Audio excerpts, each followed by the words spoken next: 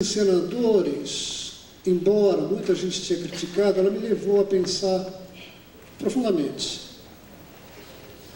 E, de repente, esse exílio que os dramaturgos tiveram nessa época, era uma época que, para se usar uma expressão, talvez cara, Nelson Rodrigues, os dramaturgos eram caçados nas ruas às pedradas, né?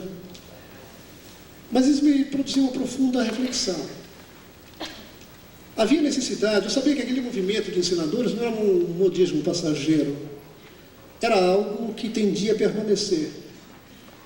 Era como uma solicitação de um novo ordenamento dos elementos da criação. Essa reflexão me levou a um paradoxo, trazido pelos próprios ensinadores. Esses que não respeitavam mais os textos, né? A primeira coisa que me levou a aprender rapidamente que dramaturgia não era texto, né? Que o texto era um dos elementos da dramaturgia, não desprezo o texto não, principalmente quando se fala de teatro ocidental, na qual a palavra é um fundamento importante. Eu sempre digo que quando a gente abandona a palavra, a gente precisa colocar algo eficiente no lugar. Não falo da palavra viva, não falo da palavra retórica tão somente, não.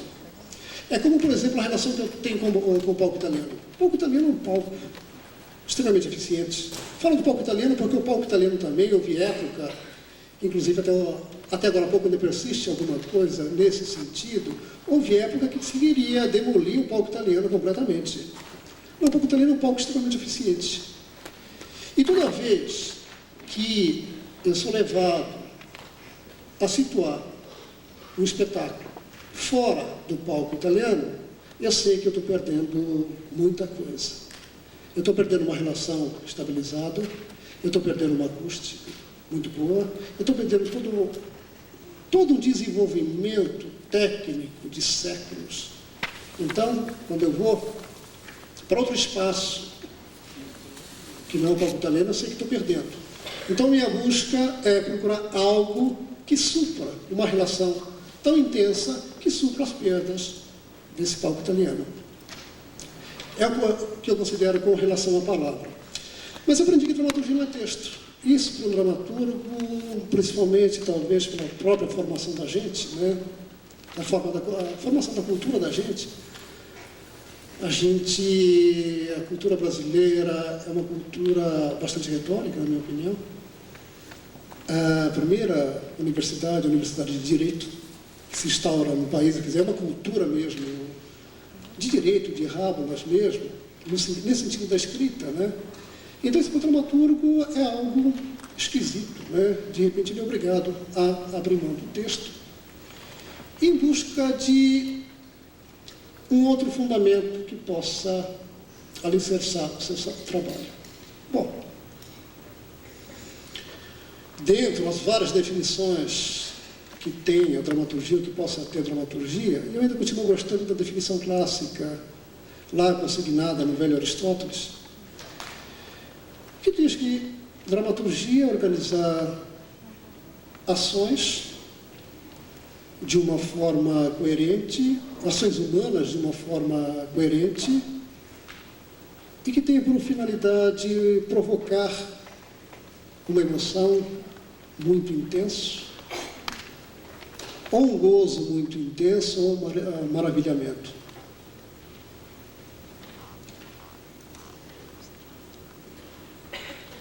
A partir disso, eu comecei a trabalhar a partir disso. E aí que vem a dramaturgia, para mim ela continua sendo isso, mas eu coloco um aposto também, que é a razão do tema, que é a dramaturgia, esse que para mim é o encontro efêmero.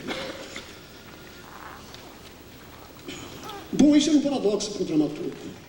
O dramaturgo é um sujeito que, segundo historicamente a tradição do teatro ocidental, ele trabalha com palavras. Ou se não trabalha com a palavra, ele trabalha com a organização das ações, que é algo que tende à estabilidade. A função do dramaturgo tende à estabilidade, tende à permanência. Como a função do diretor também tende à permanência. Eu sempre digo que o dramaturgo e o diretor fazem a escrita morta do teatro. Tá? Aquela escrita que é feita para permanecer, não para permanecer no tempo, mas para se estabilizar. E o ator é o espírito, né, que vivifica essa escrita.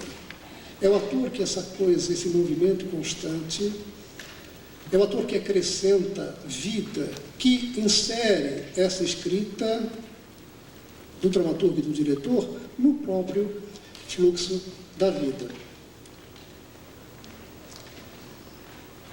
Para o dramaturgo isso é um paradoxo.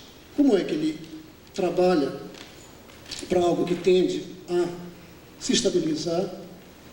E, de repente, como é que ele pode entender uma obra de arte como o teatro, que tem a justa duração do momento em que ela é apresentada? E muitas vezes pode nem existir, de fato, essa obra de arte, de repente acontece tudo naquele espetáculo, perdeu-se o ritmo, perdeu-se tudo, e de repente não aconteceu a obra de arte. É diferente, por exemplo, de uma literatura onde você escreve e de repente aquilo permanece intacto. Não. A obra do dramaturgo era modificada, de repente o ator está doente, aconteceu alguma coisa no espetáculo, e tudo que o dramaturgo, que o diretor, que o próprio ator quer daquela obra, de repente não acontece essa grande relação com o público. Esse paradoxo, eu digo sempre que foi um feliz paradoxo, que de repente tirou o dramaturgo de um gabinete, tá? E fez o dramaturgo aproximar-se da cena cada vez mais. Eu nunca fui um dramaturgo de gabinete. A minha experiência foi sempre ligada a grupos de teatro. Mas até aquela época, meados ali da década de 80, a minha visão de dramaturgia em teatro era algo meio mecânica, né? Era como o teatro, para mim, era como um aparelho, tá? Era algo funcionalista, vamos dizer assim, onde havia um especialista ali em dramaturgia, um especialista em direção, e um especialista em atuação, e daí por diante. Não que fosse a minha visão de teatro, mas essa era a prática que existia no teatro. Então era aquela coisa de eu conviver com o grupo, ouvir o grupo, discutir com o grupo, levar a cena para que o grupo visse, o grupo, não, tá legal, vamos lá, e continuava, mas aí eu ainda estava preso à minha função. Estava funcionando ainda como dramaturgo. O que acontece foi que isso não bastou. Isso não era mais suficiente. Quer dizer, havia necessidade de eu me reinserir dentro do teatro de uma outra forma. E acho que não só eu, acho que vários dramaturgos aconteceu da mesma forma. Quer dizer,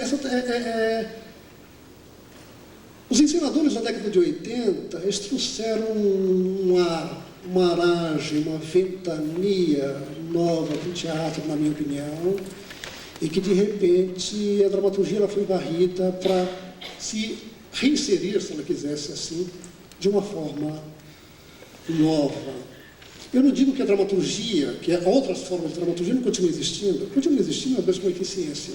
Mas naquele tempo, esse teatro, que estava mais inquieto, eles estavam pedindo, solicitando que o dramaturgo se colocasse